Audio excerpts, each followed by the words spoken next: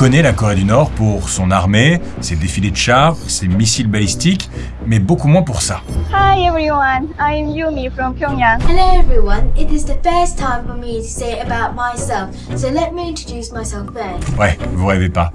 Même dans la dictature la plus fermée du monde, ça vlog. Yumi, Song-ha ou encore Echo of Truth sont ce qu'on pourrait appeler des influenceuses nord-coréennes. Song-ha au parc aquatique, Yumi au foot. Ces jeunes femmes se mettent en scène dans des situations du quotidien qui nous feraient presque croire qu'il fait bon vivre en Corée du Nord. Sauf qu'il y a un problème. L'écrasante majorité des Nord-Coréens n'ont pas accès à Internet. Qui gère ces comptes? Qui sont ces influenceuses? Et pourquoi produisent-elles ces contenus?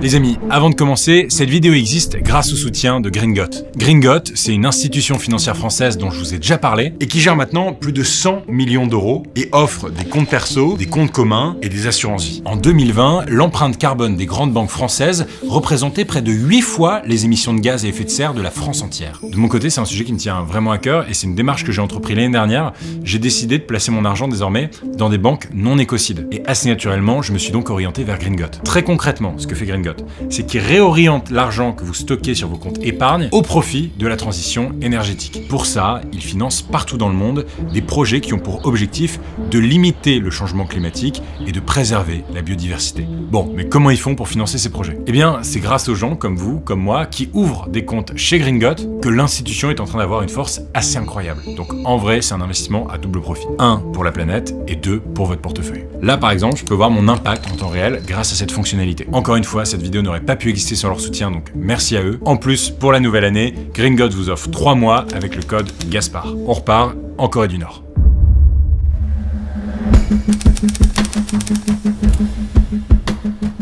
Pour comprendre cette histoire, je vais d'abord revenir sur ce qu'est la Corée du Nord. En passant, comme toujours, l'intégralité de mes sources sont en description. Je vous invite à vous plonger dedans et, si vous êtes en désaccord, à ouvrir des débats dans les commentaires, toujours dans le respect, évidemment. À l'origine, la Corée n'est qu'un seul et même pays. Il n'y a pas de Corée du Nord, il n'y a pas de Corée du Sud. Et donc, ce pays est occupé depuis 1905 par le Japon. À la fin de la Seconde Guerre mondiale, les colons japonais foutent le camp et la Corée est alors divisée en deux. L'URSS occupe le nord de la péninsule pendant que les États-Unis s'emparent du sud. À ce moment-là, la division est censée être temporaire, le temps de trouver un terrain d'entente, mais les négociations entre les deux zones échouent. Le 19 juillet 1948, le Sud met au pouvoir un ancien leader anticommuniste, Syngman Rhee, et le 9 septembre de la même année, le Nord proclame la République démocratique de Corée. Son leader n'est autre que le chef communiste de la résistance à l'occupation japonaise, Kim Il-sung, le grand-père de l'actuel dirigeant Kim Jong-un. À partir de là, l'escalade des tensions devient incontrôlable. Après des mois de raids à la frontière, l'armée nord-coréenne envahit la quasi-totalité de la péninsule. Le 25 juin 1950, c'est le début de ce qu'on va appeler la guerre de Corée. Un conflit sanglant qui va faire plus de 2 millions de morts en 3 ans sans qu'il n'y ait de véritable vainqueur. Le 27 juillet 1953, un cessez-le-feu est signé. Les Américains et les Soviétiques reconnaissent l'existence distincte des deux pays. Mais le conflit est loin d'être résolu, aucun traité de paix n'est ratifié, et donc officiellement, la Corée du Nord et la Corée du Sud sont encore en guerre aujourd'hui. Depuis, la Corée du Nord est toujours dirigée d'une main de fer par la dynastie des Kim, des champions du culte de la personnalité qui contrôlent strictement toutes les informations qui circulent dans le pays. Dans cette vidéo, vous allez voir, je vais pas trop m'étendre sur les Kim. Déjà parce que c'est pas tellement le sujet de notre histoire, mais surtout parce que j'ai déjà fait une vidéo sur l'histoire du dictateur Kim Jong-un et sa famille. Mais ça, vous le savez si vous êtes abonné à ma chaîne. Bon, mais quand je dis que la dynastie des Kim, c'est le culte de la personnalité à son paroxysme, j'exagère pas. À Pyongyang, la capitale du pays, il y a des statues à l'effigie des Kim partout, des portraits jusque dans les métros, et les jeunes nord-coréens sont obligés de porter des pins à l'effigie du dictateur dès leurs 14 ans. En préparant cette vidéo, je suis tombé sur ce clip qui est devenu un énorme hit sur TikTok qui vous donne un bon aperçu du délire.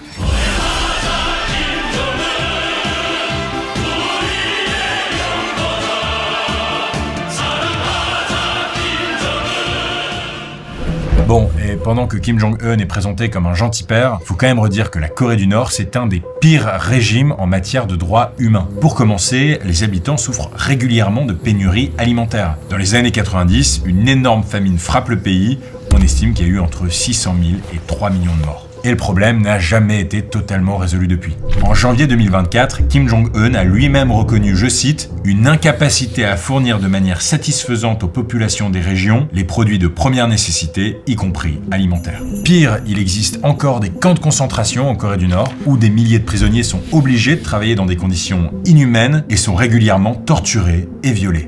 Un récent rapport de l'ONU, l'Organisation des Nations Unies, dénonce un système de travail forcé institutionnalisé dans le pays et appelle à mettre fin à ces pratiques esclavagistes, notamment dans les lieux de détention. Au-delà de ça, les libertés de circulation des personnes sont extrêmement réduites puisqu'il faut une autorisation pour quitter le pays ou à l'inverse pour le visiter. Autant vous dire que la plupart des Nord-Coréens ne voient jamais le reste du monde et que c'est très compliqué pour s'y rendre, sauf pour de brefs séjours touristiques très encadrés. Et pendant que les touristes découvrent les merveilles du pays, comme ce drapeau hissé à 160 mètres de haut, Kim Jong-un entretient une obsession pas très réjouissante pour la communauté internationale, développer son programme d'armement.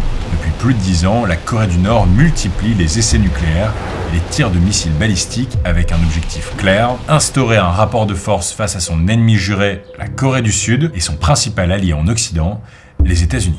우리의 핵이 전쟁 방지라는 하나의 사명에만 속박되어 있을 수는 없습니다. 어떤 세력이든 우리 국가의 근본 이익을 침탈하려 든다면 우리 핵무력은 이외의 자기 돌직하는 사명을 결단코 결행하지 않을 수 없을 것입니다. Et les relations ont été particulièrement tendues ces derniers mois. Début 2024, Pyongyang a même annoncé le déploiement de 250 lance-missiles à la frontière avec le Sud. Et le 31 octobre dernier, elle s'est vantée d'avoir lancé le missile le plus puissant au monde, même si plusieurs experts sud-coréens doutent que ce soit vraiment le cas. Si j'ai pris le temps de passer en revue ce contexte pas hyper réjouissant, c'est que cette réalité n'apparaît jamais dans les vidéos des influenceuses nord-coréennes que vous allez voir. Avec leur perche à selfie et leur anglais absolument parfait, elles sont prêtes à tout pour nous faire changer de regard sur le pays, quitte à en faire presque trop.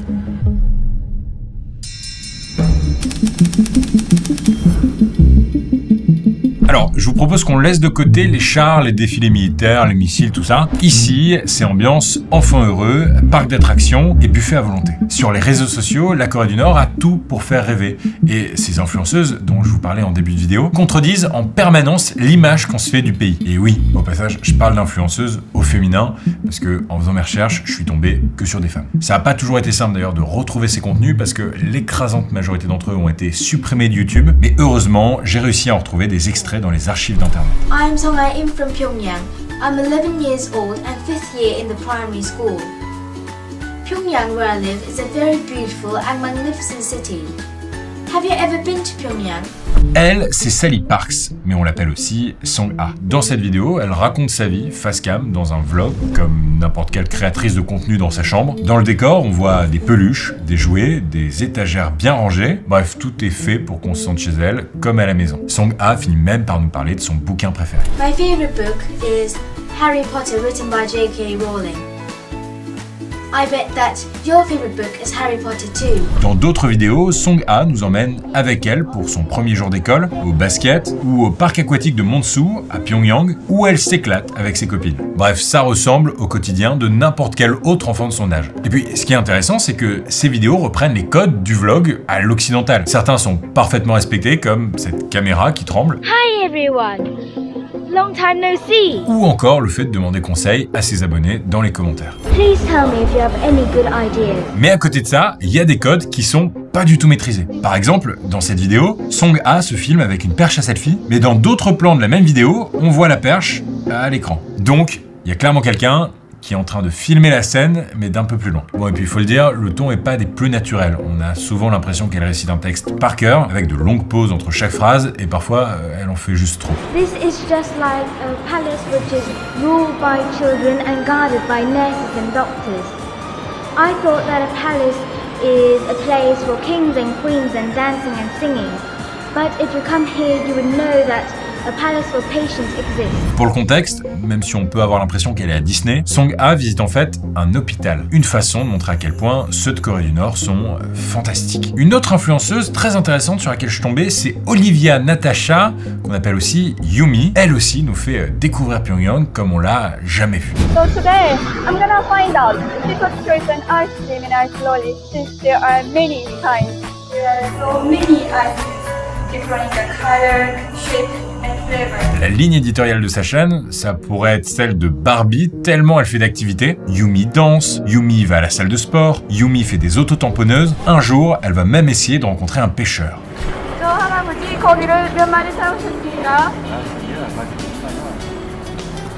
How embarrassing! I totally got ignored. Ouais, c'est très cringe. Allez, je vous parle encore d'une dernière youtubeuse, Echo of Truth, l'écho de la vérité, rien que ça. Elle se présente comme une fact-checkeuse qui débunk les mensonges de l'Occident. Hello, today is April 24th and I'm here for a reason.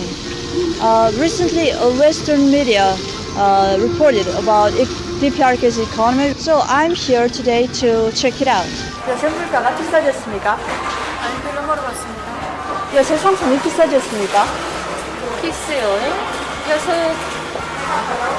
이렇게 건강 가스 농장 제품은 이거 조금 두꺼워졌던데요. Là, Echo of Truth essaye de nous montrer que, contrairement à ce qui est dit dans les médias occidentaux, l'économie nord-coréenne se porte à merveille et le prix de certains produits a même baissé. Je précise que cette vidéo, elle est sortie au printemps 2020 et qu'au même moment, le média d'investigation américain NK News révélait la panique dans les supermarchés de Pyongyang à cause du Covid-19 et de la fermeture des frontières. Un mois après la sortie de la vidéo, Thomas Orea Quintana, un rapporteur spécial des Nations Unies sur les droits de l'homme en Corée du Nord, mettait en avant qu'un nombre croissant de familles ne mangeaient que 2 fois par jour ou ne mangeaient que du maïs et que certains étaient carrément affamés. Bon, je pourrais vous montrer des dizaines de vidéos comme celle de Yumi, Echo of Truth ou Song A, mais de ce qu'on peut en voir, on retrouve les mêmes ingrédients. Une représentation de Pyongyang féerique, des habitants épanouis, bref, un petit paradis sur Terre. Mais ça répond toujours pas à ma question de départ, qui est réellement derrière tous ces contenus ?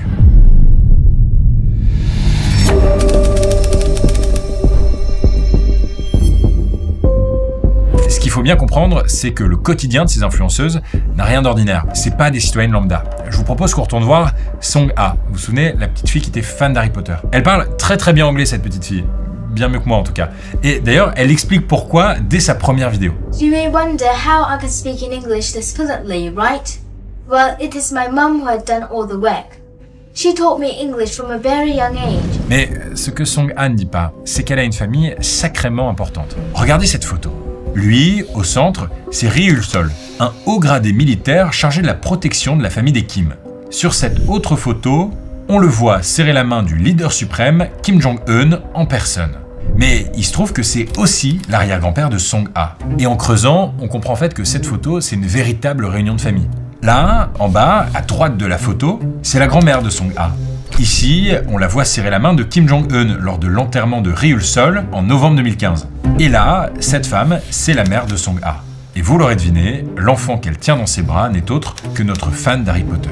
Et c'est pas tout. D'après le média NK News, le père de Song A, un certain Im Jong-hyuk, est un diplomate qui a travaillé à l'ambassade nord-coréenne de Londres. Song A d'ailleurs vécu avec lui dans la capitale anglaise, ce qui explique son niveau d'anglais. Alors forcément, toutes ces informations et ces liens entre la famille de Song A et le pouvoir nord-coréen m'ont encore plus fait douter de son indépendance. Est-ce que l'équipe de com de Kim Jong-un serait derrière ces vidéos? L'auteur de l'enquête de NK News, qui nous a beaucoup aidé pour préparer cette vidéo, le journaliste Colin Zwirko, propose une explication un peu plus subtile. Selon lui, ces révélations renforcent la preuve que cette campagne de propagande sur les réseaux sociaux est un projet de la société d'État Songwon Media Corporation et qu'elle a probablement reçu l'approbation des principaux dirigeants du pays et de Kim Jong-un lui-même. Songwon Media Corporation. Cette entreprise, en fait, c'est une boîte spécialisée dans les médias dont les bureaux sont situés juste à côté de l'agence d'information de l'État à Pyongyang. Sa PDG, John Kyung-wi, fait elle aussi partie du gratin de la société nord-coréenne, puisqu'elle est mariée à l'ambassadeur du pays en Chine, un certain Ri Ryong-nam. Et la spécialité de Songwon, je vous le donne en mille, c'est de partager des contenus qui font la promotion de la Corée du Nord sur YouTube, sur X ou sur Weibo, son équivalent chinois. Alors, difficile de savoir et peu probable en vrai que Kim Jong-un ait validé ces vidéos de Song A. Mais ce qui est sûr, c'est que cette petite fille appartient à une élite extrêmement privilégiée et proche du pouvoir. Un autre truc que vous pouvez remarquer, c'est certains détails floutés des vidéos de ces influenceuses. On le voit par exemple ici, un sac à main subitement flouté au bras de la mère de Song A. Et oui, c'est interdit d'importer certaines marchandises de luxe en Corée du Nord en raison de sanctions internationales et si la mère de Song A l'a ramené en douce de Londres, il y a des chances pour que ça ait été retouché pour éviter certains scandales. Bref, entre les retouches des vidéos, le manque de spontanéité et les mensonges par omission des influenceuses, la réalité qu'on nous montre à l'écran semble bien déformée. Surtout que il faut vraiment garder en tête que les vies de Song Ha, Yumi, Echo of Truth n'ont rien de celle de citoyennes lambda. En Corée du Nord, la connexion internet est extrêmement limitée, encore plus qu'en Chine ou en Iran par exemple. Et la plupart des habitants n'y ont tout simplement pas accès. Difficile donc de mettre régulièrement en ligne des vidéos sur YouTube. Et puis, contrairement à ces jeunes influenceuses, la plupart des Nord-Coréens vivent en dehors de la capitale. Ils n'ont pas le droit de s'y rendre sans autorisation.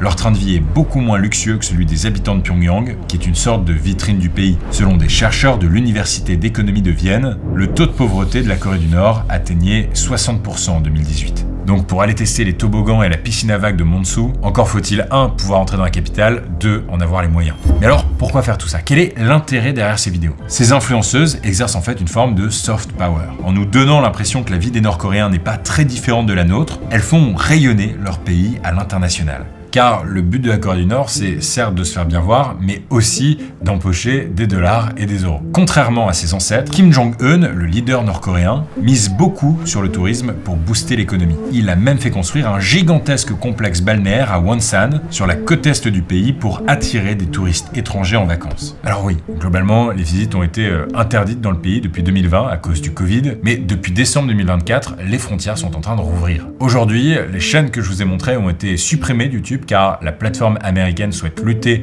contre la propagande nord-coréenne, mais une autre plateforme est un peu moins regardante avec tout ça.